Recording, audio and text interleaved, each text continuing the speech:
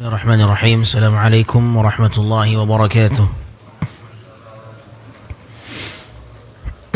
Alhamdulillah, salatu wassalamu ala Rasulillah wa ala alihi wa ashabihi wa man walah, wa la hawla wa la quwwata illa billah. Allahumma inna nas'aluka ilman nafi'an wa rizqan tayyiban wa amalan mutaqabbala. Allahumma 'allimna minhu ma jahilna وذكرنا منه ما نسينا وانفعنا بما علمتنا وزدنا علما وارزقنا فهما. أما بعد, ma'asyar muslimin yang dimuliakan Allah, kita kembali melanjutkan pelajaran di dalam kitab Ahadithul Akhlaq, hadith-hadith yang berbicara tentang akhlak, dan pembahasan kita masih berbicara tentang birrul walidain, berbakti kepada kedua orang tua, dan masih perbincangan kita pada riwayat Ibnu Abbas yang dikeluarkan oleh Al-Imam Al-Bukhari dalam kitabnya Al-Adabul Mufrad, tentang seorang yang membunuh wanita kemudian dia ingin bertaubat kepada Allah Subhanahu wa taala, dan dia mendatangi Ibnu Abbas bertanya bagaimana cara untuk bertaubat dari aksi pembunuhan seorang wanita. Maka Ibnu Abbas radhiyallahu anhu mengatakan kepadanya, apakah ibumu masih hidup? Maka orang ini mengatakan tidak, ibunya telah meninggal dunia.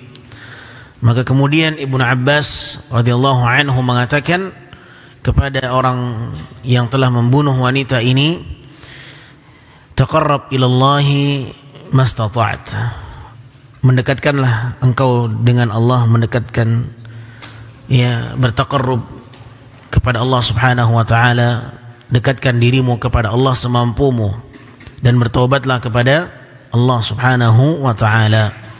Maka kemudian muridnya Ibnu Abbas yang dikala itu hadir di tengah beliau bertanya kepada Ibnu Abbas radhiyallahu anhu, lima sa'altahu an hayat ummihi, kenapa engkau bertanya tentang kehidupan, apakah ibunya masih hidup atau tidak? Maka Ibnu Abbas mengatakan, inni la a'lamu amalan, aku tidak mengetahui adanya satu amalan aqraba ilallahi azza wa jal min birril walidah, yang lebih memudahkan seseorang untuk mendekatkan dirinya kepada Allah dibandingkan berbakti kepada ibu.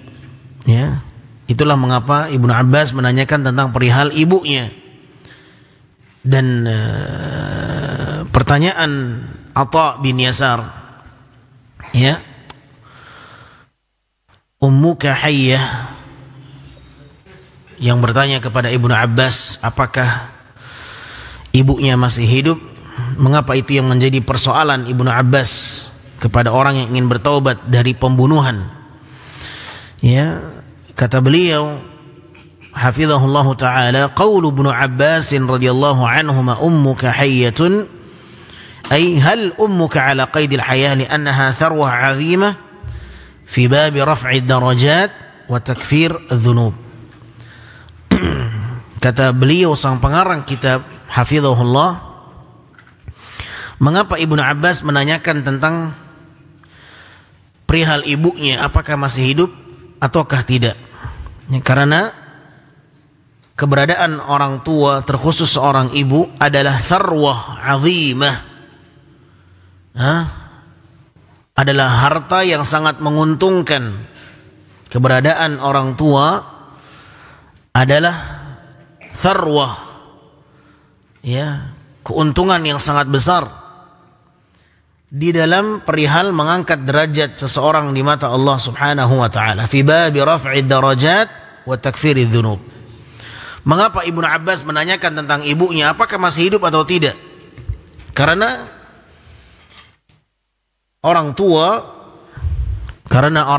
adalah pintu yang sangat besar, keuntungan yang sangat besar di dalam mengangkat derajat seseorang di mata Allah Subhanahu wa taala. Dan orang tua adalah pintu yang sangat besar untuk mendapatkan ampunan Allah Subhanahu wa taala. Ini dikatakan oleh beliau. Dan kita tahu ya, kejahatan yang dilakukan dalam riwayat ini adalah pembunuhan. Pembunuhan adalah dosa besar. Ya. Dan cara menebus dosa besar, kesalahan yang sangat besar, dia harus juga melakukan perbuatan dan pengorbanan yang besar. Dan dalam hal ini usaha yang harus dia lakukan adalah berbakti kepada sang ibu. Nah, karena perbuatan yang besar, kejahatan yang besar juga harus dilakukan olehnya untuk memperbaiki dirinya dengan sesuatu yang besar. Dan ini menunjukkan bahwa berbakti kepada orang tua adalah perkara yang sangat besar kedudukannya dalam Islam. Atharu qawlihi ummuka hayyatun tasa'ulan 'inda Atha bin Yasar. Faidah yang juga dibawakan oleh beliau sang pengarang kitab, faidah yang juga dibawakan oleh beliau, perkataan muridnya Ibnu Abbas, Atha bin Yasar, ya. Ketika sang guru menanyakan kepada sang penanya, ya, ketika sang guru Ibnu Abbas menanyakan kepada sang penanya, apakah ibumu masih hidup? Nah, dan pertanyaan Ibnu Abbas ini menghadirkan sebuah pertanyaan di tengah muridnya. Mengapa sang guru mengatakan, menanyakan tentang ibunya sang pelaku pembunuhan, apakah ibunya masih hidup? Ini memunculkan adanya satu pertanyaan. Kenapa orang yang ingin bertaubat dari kejahatannya, pembunuhannya, justru Ibnu Abbas malah menanyakan tentang ibunya? Nah, maka muncullah pertanyaan dari sang muridnya Ibnu Abbas, kenapa ya engkau justru menanyakan tentang ibunya, wahai Ibnu Abbas, wahai guru? Dan di sini ada satu perbuatan yang patut untuk diketahui bersama. Lihatlah bagaimana sang murid, dia tidak isti'jal, dia tidak tergesa-gesa menanyakan kepada sang guru. Lakinnahu tarayyath, tetapi dia memilih waktu yang tepat. Ya, ketika Ibnu Abbas radhiyallahu anhu telah selesai ya berdiskusi dengan sang pelaku yang ingin bertaubat, ya, tidak langsung dipotong pembicaraannya oleh murid. Ya, tetapi dia menunggu terlebih dahulu, biarkan sang guru selesai dengan seorang yang bertanya tentang bagaimana cara dia bertaubat kepada Allah dari kejahatannya, dari pembunuhannya. Dibiarkan dulu sang guru ini menyelesaikan pembicaraannya. Ya, setelah selesai, barulah sang murid, ya, Atha bin Yasar rahimahullah, salah seorang tabi'in, barulah dia bertanya kepada sang guru. Dan ini ada satu faidah, kata beliau, bahwa hendaknya seorang murid itu memilih waktu yang tepat untuk bertanya. Seorang murid hendaklah dia memilih waktu yang tepat untuk bertanya, tidak langsung main potong. Dan ini banyak terjadi, adab dalam menuntut ilmu yang tidak diamalkan dan tidak dipraktekkan oleh sebahagian besar. Ya, bermajelis ilmu itu ada adabnya, menuntut ilmu itu ada adabnya, bertanya juga ada adabnya. Kapan dia bertanya? Ya, kapan dia mengajukan pertanyaan? Sudahkah diberikan izin atau belum? Nah, terkadang majelis yang sedang disampaikan ilmu oleh seorang guru, ada kondisi-kondisi di mana diberikan kesempatan untuk bertanya. Di saat itulah bertanya. Ya, belum selesai dipaparkan ilmu itu oleh seorang guru, biarkan sang guru menyampaikan terlebih dahulu. Ya, selesai dari pemaparan materi, barulah bertanya. Ada yang belum paham, diberikan ruang untuk bertanya. Manfaatkan untuk bertanya. Ya, karena terkadang ketika sang guru memberikan satu materi, kemudian ada yang mengganjal dan tidak difahami, ya, ternyata dia akan faham setelah selesai dari pemaparan itu. Tapi karena dia langsung memotong pembicaraan seorang guru, ya, padahal pembahasan belum tuntas, pembahasan belum selesai, akhirnya banyak poin-poin yang tidak tersalurkan, yang tidak tersampaikan karena harus dipotong di tengah jalan dalam penyampaian itu. Nah, ini adab. Ya, maka di sini halnya Atha bin Yasar, muridnya Ibnu Abbas radhiyallahu anhu, ketika ada yang mengganjal, ada yang membingungkan, ada yang mungkin sulit untuk difahami, mengapa Ibnu Abbas radhiyallahu anhu menanyakan perihal ibu sang pelaku. Ya, tetapi ditanyakan itu setelah selesai Ibnu Abbas berdiskusi dengan orang yang bertanya kepadanya. Ya, setelah selesai Ibnu Abbas menyampaikan arahan-arahan kepada sang pelaku pembunuhan, ya, maka setelah itu barulah sang murid bertanya kepada sang guru setelah selesai diskusi. Ya. Lima sa'altahu an hayati ummihi. Kenapa engkau menanyakan kepada pemuda itu tentang ibunya yang masih hidup ataukah tidak? Ya. Nah, ini kata beliau sang pengarang kitab satu faidah penting. Ya. Bahwa Atha bin Yasar tarayyas. Beliau menunggu waktu yang tepat untuk bertanya. Jangan langsung dipotong. Kenapa? Kok engkau menanyakan tentang ibunya? Tidak. Udah selesai diskusinya, orang yang bertanya juga sudah pulang, ya, barulah dia bertanya, kenapa tadi engkau menanyakan tentang ibu? Nah, Ustaz pernah menyampaikan sebuah pembahasan, ya, pembahasan yang terus berkesinambungan, ya. Kemudian setelah selesai pembahasan kitab, ya, 1 jam berlalu, pulanglah, bubar kajian itu. Setelah kita akan pulang, kemudian Ustadz didatangi oleh salah seorang yang hadir di situ. Kemudian dia bertanya, Ustadz afwan, ana ingin bertanya kepada Ustadz. Tadi sebenarnya pembahasan kita yang Ustadz bahas tadi itu sudah kita bahas sebenarnya, kata dia. Ya, karena mungkin tanda di kitab itu hilang, ya, pembatas di kitab yang akan dibahas itu hilang. Nah, maka kita menyampaikan sebuah materi yang mungkin sudah kita bahas sebelumnya. Akhirnya saya coba cross check dan benar dia membawa catatannya, kemudian dia mencatat apa yang kita sampaikan hadisnya. Kemudian juga dia membuktikan tentang tanggal dan waktunya setiap pembahasan yang pernah kita sampaikan, dia tulis dengan sempurna. Pembahasan Ustadz Fulan tanggal sekian, hadisnya ini. Besok pertemuan berikutnya tanggal sekian, ya, hadisnya ini, ba'dal isya, ba'dal maghrib ditulis. Kemudian pertemuan berikutnya ditulis dengan rapi oleh dia.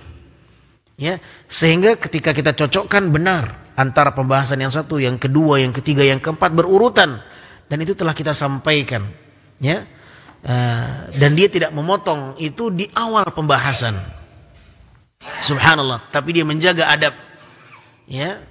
Dia mengatakan bahwa tapi saya ragu untuk menanyakannya di awal karena boleh jadi ada yang tidak sesuai. Ini juga termasuk di antara sebuah adab yang sangat luar biasa, sehingga bentuk perkara yang mengganjal atau sesuatu yang tidak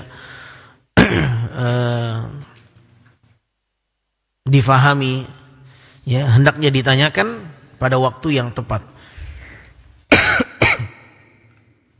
Memilih waktu yang tepat untuk bertanya ini juga penting, ya, karena banyak terjadi di beberapa majelis, ya, belum sampai kepada pembahasan secara tuntas dipotong, ditanya, bahkan bertanya sambil berteriak, ya. Nah, ini juga bukan adab dalam menuntut ilmu. Taib, ikhwatal iman yang dimuliakan Allah. Kemudian faidah yang juga dibawakan oleh sang pengarang kitab, Beliau mengatakan, qala ar-rajulu la, perkataan seorang pelaku yang telah membunuh wanita, ya, ketika ditanya oleh Ibnu Abbas, apakah ibumu masih hidup, dia mengatakan tidak, ibunya telah meninggal dunia. Maka apa yang dikatakan oleh Ibnu Abbas setelah mengetahui ibunya telah meninggal, ya, apakah Ibnu Abbas menyalahkan dia, mencerca dia, menyudutkan dia, menekan dia, dan mengatakan bahwa tidak ada kesempatan bagimu untuk bertaubat? Tidak. Falam yuqannithu, Ibnu Abbas radhiyallahu anhu tidak membuat dia berputus asa dari bertaubat kepada Allah. Ya, bal qala lahu tub ila Allah azza wa jalla. Tetapi justru Ibnu Abbas mengatakan, bertaubatlah engkau kepada Allah. Bertaubatlah engkau kepada Allah azza wa jalla. Fa hadha sya'nu ahli ilmi, dan inilah perihal yang harus dimiliki oleh orang yang berilmu. Ya, dia tidak membuat orang lain berputus asa dari rahmat Allah, tidak membuat orang lain berputus asa dari bertaubat kepada Allah Subhanahu wa taala. Ya, harus memberikan solusi yang terbaik, dan inilah perihal orang-orang yang berilmu. Sebagaimana yang telah kita sampaikan tentang hadis seorang yang membunuh 99 jiwa dari kalangan Bani Israel yang Nabi sampaikan kepada para sahabatnya. Ya, kemudian orang yang telah membunuh 99 jiwa, dia ingin bertaubat kepada Allah dari perbuatan aksi kejahatannya. Akhirnya dia bertanya kepada ahli ibadah. Dia mendatangi ahli ibadah, dan ternyata ahli ibadah ini mengatakan tidak ada kesempatan bagimu untuk bertaubat.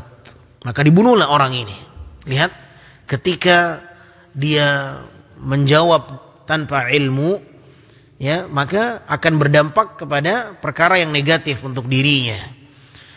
Oleh karenanya seorang yang berilmu lebih bisa memberikan solusi dibandingkan orang yang ahli ibadah. Orang yang ahli ibadah sibuk beribadah, ya, tetapi tidak berilmu, tidak bisa memberikan cahaya kepada orang lain, tidak bisa memberikan keterangan kepada orang lain, ya. Tetapi orang yang berilmu, manfaatnya bisa untuk orang lain, dan inilah mulianya orang yang berilmu di atas orang yang ahli ibadah. Ya, orang yang al-alim 'ala al-'abid kal qamari 'ala sa'iril kawakib. Ya, orang yang ahli ilmu apabila dibandingkan dengan ahli ibadah seperti perbandingan antara cahaya bulan dengan cahaya bintang. Ya, sebagaimana dikatakan oleh Nabi sallallahu alaihi wasallam, kafadlil qamari ala sairil kawakib. Ya, keutamaan orang yang ahli ilmu, orang yang berilmu dengan orang yang ahli ibadah seperti perbandingan antara bulan dengan bintang. Bagaimana cahaya bulan dengan cahaya bintang? Mana yang lebih terang? Ya, cahaya bulan, apalagi bulannya bulan purnama. Ya, dan cahaya itu bisa menerangi. Ya, karena besarnya cahaya, maka manfaatnya juga besar, bisa menerangi yang lain. Ya, manfaatnya bukan untuk dirinya sendiri. Itulah perihal orang yang berilmu. Orang yang berilmu manfaatnya untuk dia dan orang lain. Tetapi orang yang sebatas ahli dalam ibadah, rajin ibadah, manfaatnya hanya untuk dirinya sendiri saja. Ya, tidak bisa memberikan kebaikan kepada yang lain. Oleh karena dalam riwayat Ibnu Abbas, lihatlah bagaimana Ibnu Abbas radhiyallahu taala anhu, beliau memberikan solusi yang tidak membuat orang lain berputus asa dari rahmat Allah Subhanahu wa taala. Kemudian juga orang yang telah membunuh 100 jiwa ini, kisah yang disampaikan Nabi SAW kepada para sahabatnya, kisah Bani Israel yang telah membunuh 100 jiwa, akhirnya dia mendatangi orang yang tepat, ahli ilmu. Ya, barulah dikatakan kepadanya bahwa tidak ada yang menghalangimu untuk bertaubat kepada Allah Subhanahu wa taala. Nah, maka apabila kita ditanya, ya, oleh seseorang dan orang ini telah berbuat sebuah maksiat, kesalahan, dia melakukan sebuah perbuatan dosa, ya, maka tidak ada yang menghalangi dia untuk bertobat kepada Allah Subhanahu wa taala. Ya, belajar menuntut ilmu agar kita bisa memberikan kebaikan ilmu ini kepada orang lain. Ibnu Abbas mengatakan tub ilallahi azza wa jal. Di awal Ibnu Abbas menanyakan tentang ibunya. Tujuannya apa? Agar berbakti kepada ibu bisa cepat memberikan solusi bagi dia, pintu ampunan, mengangkat derajat untuk dia di mata Allah Subhanahu wa taala setelah dia melakukan perbuatan yang membuat dia jatuh. Ya, kalau dia ingin kembali naik, diangkat derajatnya oleh Allah karena perbuatan dosa akan menjerumuskan seseorang ke dalam api neraka. Ya. Dan neraka itu berada di bawah, darakat, tetapi surga berada di atas, illiyin. Ya, wa ma adraka ma illiyun, kitabun marqum. Ya, catatan seorang di mana dia akan menjadi penghuni surga di atas, illiyin. Adapun neraka maka letaknya di bawah, darakat, bukan darajat. Ya. Maka Ibnu Abbas radhiyallahu anhu ketika mendengarkan bahwa ibunya telah meninggal, ibunya telah tiada, maka Ibnu Abbas mengarahkan dia kepada solusi yang lain. Ya, bertobatlah engkau kepada Allah dan mendekatkanlah dirimu kepada Allah semampumu. Ya, berusahalah engkau mendekat kepada Allah semampumu. Nah, setelah Ibnu Abbas mendapatkan bahwa ibunya telah meninggal dunia, dan ketika ditanyakan mengapa engkau menanyakan tentang perihal ibunya, maka Ibnu Abbas mengatakan, aku tidak mengetahui ada amalan yang lebih mendekatkan diri kepada Allah Azza wa Jalla dibandingkan berbakti kepada seorang ibu. Dan telah kita sampaikan pada pertemuan sebelumnya bahwa orang tua adalah pintu surga yang paling apa? Yang paling tengah. Awsatu abwabil jannah, pintu surga yang paling tengah. Apa maknanya? Ya, pintu surga yang paling besar. Ya, karena biasanya pintu yang paling besar itu yang ada di tengah, bukan yang di pinggir. Ya, bangunan, ya, istana, kemudian balai, ya, tempat pertemuan, itu biasanya pintu utama, akses utama itu di mana? Di tengah atau di pinggir? Di tengah. Ya, Nabi SAW mengatakan orang tua adalah pintu surga yang paling tengah, pintu yang paling utama. Seseorang yang ingin mencapai surga dari pintu yang paling utama, ya, maka orang tualah jalurnya. Maka jangan sia-siakan yang masih memiliki orang tua, berbakti kepada orang tua. Tayyib. Fahada sya'nu ahli ilmi wal fiqhi fi dinillahi azza wa jal. Inilah perihal mereka orang-orang yang berilmu, yang faham dengan agama Allah Subhanahu wa taala. Mereka tidak membuat orang lain berputus asa dari bertaubat. Ya. Maka kita juga belajar di sini tujuannya untuk itu, berlapang dada, ya, tidak membuat orang lain itu sulit untuk mencari dan menggapai rahmat Allah Subhanahu wa taala.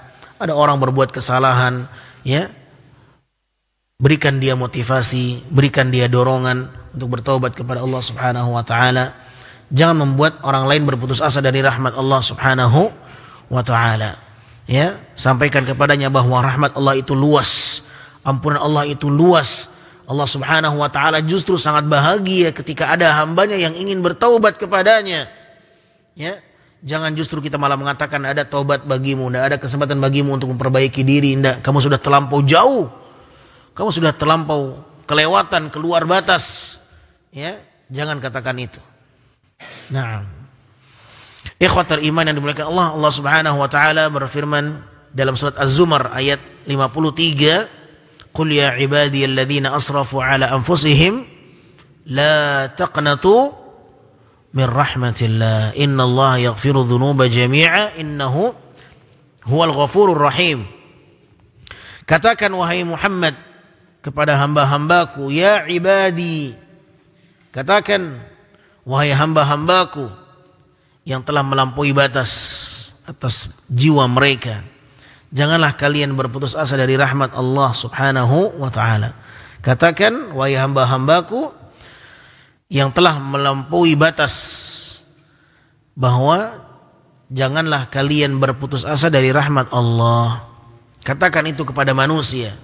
Nabi Muhammad Sallallahu alaihi wasallam diperintahkan Allah untuk menyampaikan kepada umat manusia, kepada hamba-hamba Allah, jangan berputus asa dari rahmat Allah. Innallaha yaghfiru dzunuba jami'a. Karena Allah sesungguhnya, Allah Azza wa Jalla mengampunkan seluruh dosa. Ya, innahu huwal ghafurur rahim. Sesungguhnya Allah Subhanahu wa taala zat yang Maha Pengampun, ya, dan Maha Penyayang. Innahu huwal ghafurur rahim. Nah, dan ini diantara faidah seseorang mengetahui nama-nama Allah. Di antara faidah, ya, seseorang mengenal nama-nama Allah, Al-Ghaffar, Al-Ghafur, Ar-Rahim, Ar-Rahman, yang Maha Pengasih, yang Maha Penyayang, yang Maha Pengampun. Ya, di antara faidahnya apa? Membuat seseorang semakin yakin, ya, bahwa Allah Subhanahu wa taala sangat luas rahmatnya, kasih sayangnya, ampunannya, dan ini akan membuat seseorang tidak akan berputus asa kepada Allah Azza wa Jalla. Ya, tidak akan seorang berputus asa dari rahmat Allah Subhanahu wa taala. Tetapi ketika seorang tidak mengenal nama-nama Allah, ya, tidak mengenal hakikat Allah Azza wa Jalla, tidak mengetahui sifat-sifat Allah yang maha mulia, yang maha tinggi, ya, bisa membuat seseorang akhirnya stres, frustasi, gelisah, ya, trauma, ya, merasa tidak mendapatkan ampunan Allah, sulit. Ini akan membuat dia tidak akan tenang hidupnya.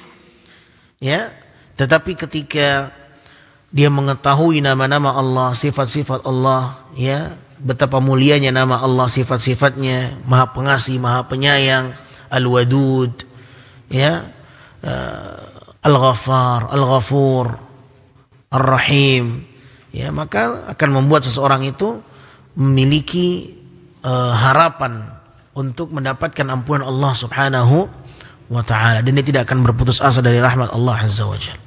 Nah, tetapi ketika seorang tidak mengetahui nama-nama Allah, maka dikhawatirkan dia dekat dengan kegelisahan, ya, kegalauan, ya, kekhawatiran, kecemasan, dan membuatnya tidak terarah di dalam menjalani kehidupan.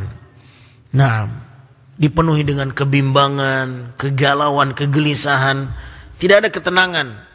Nah, oleh karenanya seorang muslim hendaknya mempelajari nama-nama dan sifat Allah Subhanahu wa taala. Baik. Ahibati fillah yang dimuliakan Allah Subhanahu wa taala. Qauluhu tub ila Allah azza wa jalla wa taqarrab ilaihi mastata'ta. Hadza fihi bayanul maslak as-sahih lit-taubah. Kata beliau sang pengarang kitab, perkataan Ibnu Abbas kepada pelaku, ya, yang membunuh seorang wanita, bertaubatlah engkau kepada Allah dan bertaqarrublah engkau kepada Allah semampu. Dekatkan dirimu kepada Allah semampumu dengan kebaikan, ketaatan, amal saleh. Ya, kata beliau apa? Inilah jalan orang-orang yang ingin bertaubat kepada Allah. Hadza maslakun atau hadzal maslakus sahih litaubah. Inilah jalur yang harus ditempuh. Inilah jalan yang harus dilalui bagi mereka yang benar-benar ingin bertaubat. Ya, dan ingin mendapatkan ampunan Allah Subhanahu wa taala. Dia harus menempuh dua jalur. Dia harus menempuh dua jalur. Fala budda fihi min amrayn. Ya. Seorang yang ingin bertaubat kepada Allah, dia harus menempuh dua jalur. Yang pertama, at-taubatus shadiqah azza wa jalla min adz-dzanbi bin nadami alaihi wal iqla' anhu wal 'azm 'ala 'adami ar-ruju' ilaihi. Yang pertama, dia harus bertaubat kepada Allah Subhanahu wa taala. Bertaubat kepada Allah Subhanahu wa taala dengan taubat yang benar. Apa syarat-syarat taubat? Siapa yang tahu? Hah? Ada berapa syarat taubat? Apa saja? Fadhal. Hah? Menyesal, nadam. Ya, dia harus menyesal atas perbuatannya. Kemudian, apakah cukup menyesal saja? Tidak. Yang kedua, Pak? Hah? Na'am. Al-azmu ala adami ruju' ilaih. Dia harus bertekad, berazam untuk tidak kembali dan mengulangi perbuatannya. Ini syarat taubat. Yang ketiga apa? Hah? Al-iqla' minadz-dzunub. Dia harus melepaskan perbuatan dosanya. Ya. Dia harus melepaskan perbuatan dosanya itu. Dan bertekad untuk tidak mengulanginya, menyesali perbuatannya. Ini syarat taubat yang disebutkan oleh para ulama berdasarkan nas-nas Al-Quran dan hadis, tentunya kesimpulan itu. Ya, menyesal, kemudian bertekad, berazam untuk tidak kembali. Yang ketiga al-iqla', dia harus melepaskan perbuatan dosanya, betul-betul dia tidak mengulanginya. Ya. Kemudian yang keempat, kalau seandainya dia ingin bertaubat dari perbuatan yang berkaitan dengan hak orang lain, maka dia harus mengembalikan hak orang lain. Dia mengambil hak orang lain, atau dia mengambil uang yang bukan hak milik dia, ini uang negara, dia ambil, korupsi, dia harus kembalikan ke negara. Ya, tidak cukup dia bertaubat dengan masuk penjara saja. Ya, orang yang mengambil barang milik orang lain atau mengambil yang bukan hak milik dia, maka dia harus kembalikan. Begitu cara bertaubat kepada Allah Subhanahu wa ta'ala. Dia pernah mengambil barang milik orang lain, dia pernah mengambil tanah milik orang lain, dia pernah korupsi, mengambil harta negara, dia mengambil kekayaan negara untuk dirinya sendiri, padahal kekayaan negara untuk seluruh masyarakat di negara itu, tetapi dia memakan untuk dirinya sendiri, hanya untuk oknum-oknum tertentu saja. Ya, maka pada hari kiamat dia akan dituntut, dia telah mengambil hak milik orang lain. Nah, subhanallah, ini berat pertanggungjawabannya. Ya, betapa banyak mereka yang mengambil kekayaan negara hanya untuk dirinya sendiri. Subhanallah. Ya, dan membuat seluruh masyarakat akhirnya miskin, membuat seluruh masyarakat menderita, kesulitan. Ya, rakyat menderita hanya karena untuk memperkaya diri sendiri. Padahal kekayaan negara untuk siapa? Untuk rakyat negara itu. Seperti itu undang-undangnya. Ya, subhanallah. Tetapi dia makan untuk dirinya sendiri. Hanya karena dia yang mengelola, saya yang mengelola, maka kekayaan untuk dirinya sendiri. Tidak benar.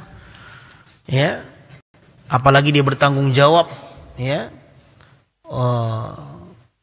Dipercaya dengan amanah mengelola negara, ya, kepentingannya untuk orang lain, untuk masyarakat umum. Sama juga dengan hal-hal yang lain. Kita mengambil hak milik orang lain akan ditanya oleh Allah. Tidak cukup masuk penjara, beres, bersih, tidak ada cerita. Di dalam bertaubat, syaratnya apabila seseorang mengambil yang bukan hak miliknya, ya, maka dia harus kembalikan. Dia pernah ngambil ini, pernah ngambil itu, punya temannya, balikkan. Tidak cukup minta maaf saja. Ya, akhirnya mau minta maaf, ana pernah ngambil barang antum, ya balikkan. Balikkan dulu. Ya, ini barang antum. Jangan minta maaf tapi enggak dibalikkan.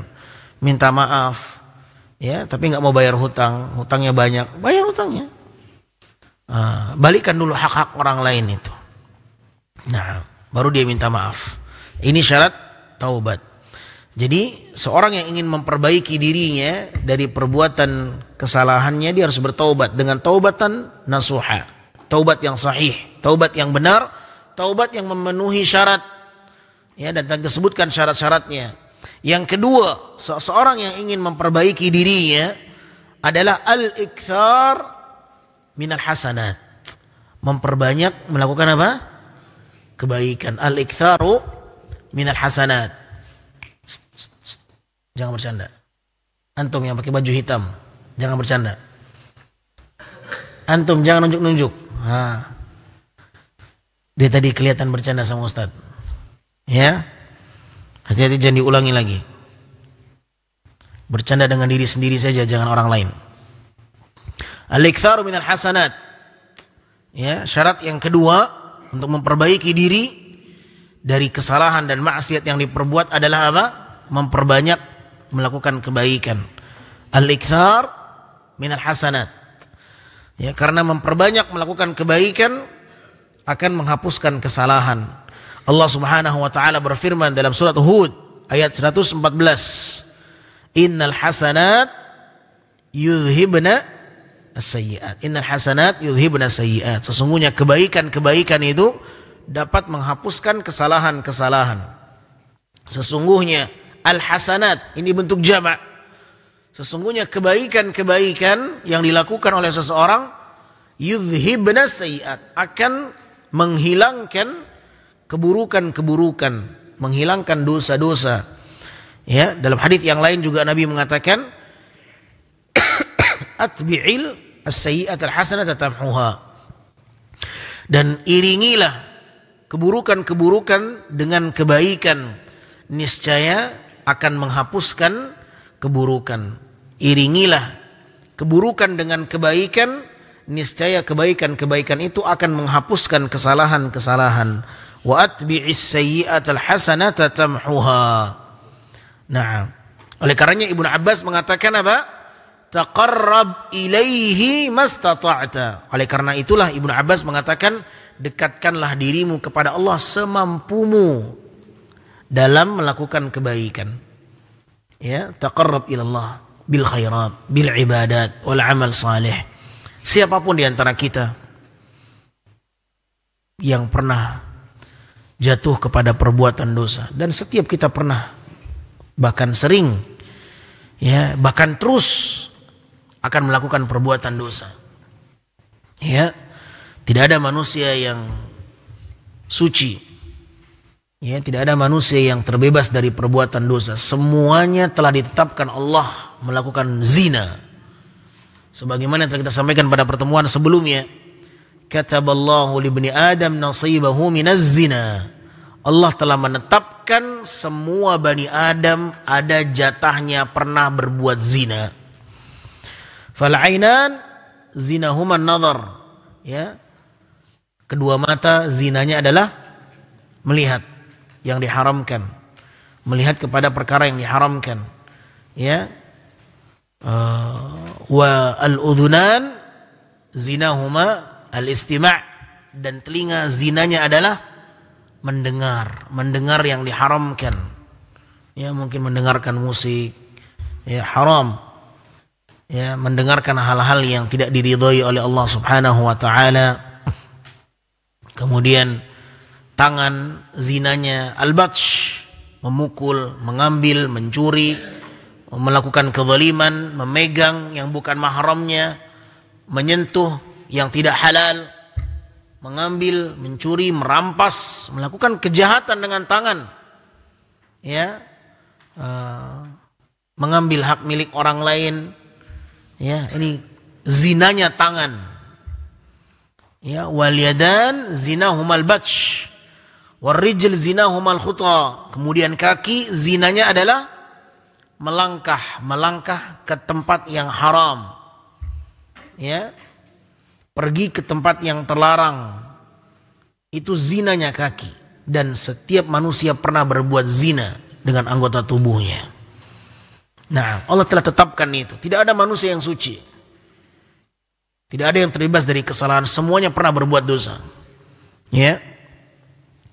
Maka caranya adalah perbaiki kebaikan, perbanyak kebaikan, perbaiki diri dengan melakukan amal saleh, ibadah.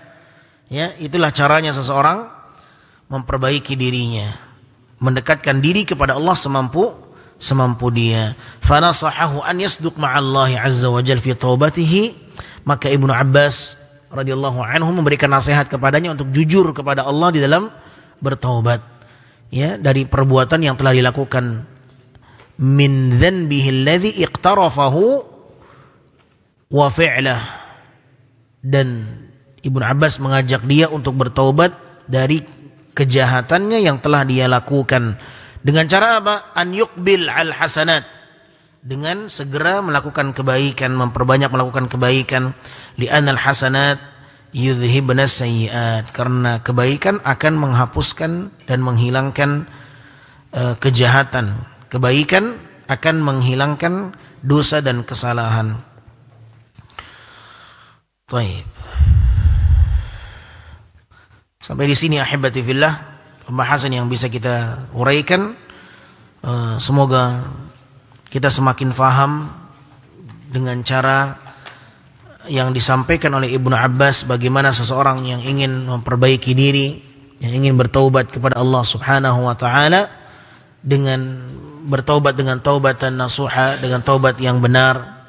Kemudian taubat yang benar adalah taubat yang diiringi dengan melakukan banyak kebaikan, ya, meninggalkan seluruh keburukannya, ya, dan maksimal di dalam melakukan banyak kebaikan. Semoga dengan itu Allah Subhanahu wa taala menghapuskan kesalahan-kesalahan kita. Semoga Allah Subhanahu wa taala menjadikan kita orang-orang yang selalu bertaubat. Allahumma ja'alna minat tawwabin wa ja'alna minal mutatahhirin. Dan itulah yang selalu kita baca setiap berwudu, ya, ketika kita bersuci, ya, harapan kita dengan bersuci, berwudu, ya, bersih dari kotoran yang hissi dan ma'nawi, bersih dari kotoran yang zahir dan juga bersih dari kotoran yang batin, dosa. Ya, bukan hanya membersihkan diri dari kotoran yang nampak, tetapi juga membersihkan diri dari kotoran yang tidak nampak. Dan itulah doa yang diajarkan oleh baginda Rasul sallallahu alaihi wasallam. Ya, maka berwudu, ya, termasuk di antara amalan yang membersihkan dosa. Sebagaimana Nabi mengatakan sallallahu alaihi wasallam bahwa dengan berwudu akan keluarlah kotoran-kotoran dosa-dosanya dari setiap basuhan-basuhan wudu yang kita kerjakan. Nah, semoga bermanfaat. Wassallallahu wasallam ala nabiyina Muhammadin wa alihi wasallam. Subhanakallahumma wa bihamdika asyhadu an la ilaha illa anta astaghfiruka wa atubu ilaik. Assalamualaikum warahmatullahi wabarakatuh.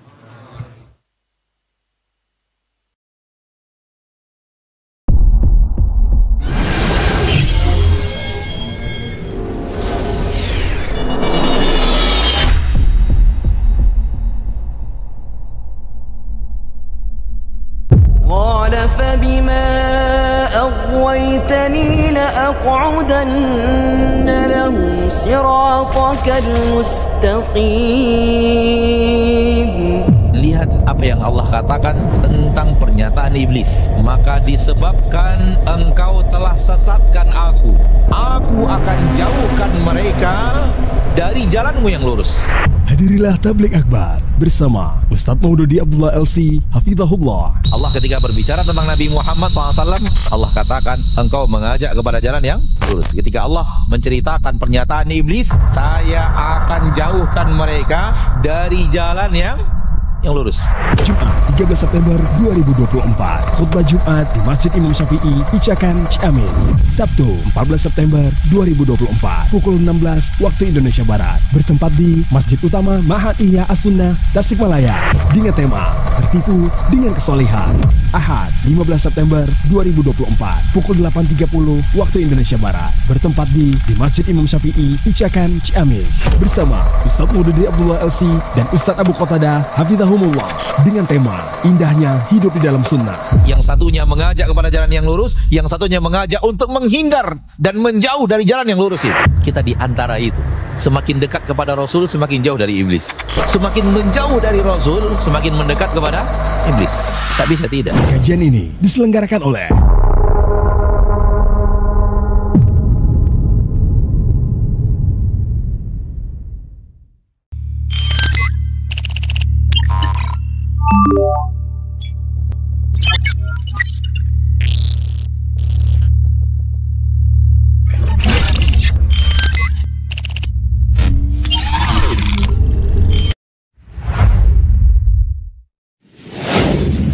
Assalamualaikum warahmatullahi wabarakatuh. Saudara-saudariku, para pemirsa Sil TV dimanapun Anda berada, himani wa rahimakumullah. Semoga antum selalu berada dalam lindungan Allah Tabaraka wa Ta'ala, dan semoga kesehatan, keberkahan, rahmat dan nikmat Allah Tabaraka wa Ta'ala selalu meliputi Anda semuanya. Ma'asyiral muslimin, ma'asyiral muslimat, dakwah merupakan sebuah tugas bersama dari umat Nabi kita tercinta Muhammad sallallahu alaihi wasallam. Allah Tabaraka wa Ta'ala menyuruh kita untuk meninggikan agama Allah Tabaraka wa Ta'ala dengan kemampuan yang kita miliki. Yang mampu dengan ilmunya, berdakwah dengan ilmunya. Yang mampu dengan tenaganya, berdakwah dengan tenaganya. Yang mampu menyumbangkan waktunya. Demikian juga yang mampu dengan hartanya, maka berdakwah dengan harta itu. Saudara-saudariku, para pemirsa Asil TV dimanapun Anda berada, pada kesempatan yang berbahagia ini, saya mengajak Anda, pemirsa Asil TV dimanapun berada, para pencinta Asil TV dimanapun berada, untuk meringankan beban operasional yang dibutuhkan oleh Asil TV di dalam mengemban suara dakwah yang agung ini. Mari infakkan sebahagian daripada yang Allah Tabaraka wa Ta'ala mudahkan kepada kita, dari apa yang Allah rezekikan kepada kita, guna kepentingan syiar dakwah melalui media-media, di antaranya adalah Asil TV. Melalui Asil TV, sangat banyak saudara-saudari kita kaum muslimin dan muslimat yang bisa mendapatkan dakwah di bumi yang sangat jauh, di negeri yang sangat terpencil. Bahkan tidak sedikit dari mereka yang mendapatkan hidayah kepada sunnah Rasulullah SAW melalui media Asil TV yang kita cintai. Semoga apa yang antum berikan merupakan pembuka kebaikan, merupakan pembuka hidayah bagi saudara-saudari antum menuju jalan yang sesuai dengan sunnah Nabi kita tercinta SAW, sehingga di akhirat mendapatkan pahala bagaikan seorang yang di tangannya Allah Tabaraka wa Ta'ala bukakan hidayah kepada seseorang, seperti yang dikatakan Nabi kita tercinta SAW, la iyahdiyallahu bika rajulan wahidan khairun laka min humurin na'am. Sekiranya satu orang mendapatkan hidayah melalui dirimu, melalui usahamu, melalui apa yang telah engkau berikan, melalui apa yang telah engkau dakwahkan, maka itu lebih baik daripada unta merah. Sebagian para ulama mengatakan lebih baik daripada dunia dan perhiasannya. Sallallahu wasallam wa baraka wa an'am ala abdihi wa rasulihi Muhammad. Walhamdulillahi rabbil alamin. Assalamualaikum warahmatullahi wabarakatuh.